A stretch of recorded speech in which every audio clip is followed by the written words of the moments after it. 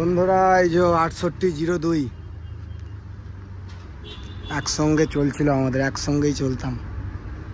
কি অবস্থা দেখো, চ্যাচিসটার 3টে টুকরো হয়েছে। ও দেখো উপরে একটা হয়েছে, নিচে ওইখানে একটা, এখানে 4টে টুকরো হয়েছে। চ্যাচিসটার অবস্থা দেখো শুধু। সব থেকে বড় কথা, ড্রাইভার হেল্পারের কিছু হয়নি। ড্রাইভার হেল্পার একদম সুরক্ষিত আছে।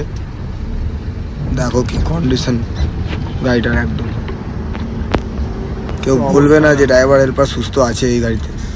অবস্থাটা দেখো শুধু।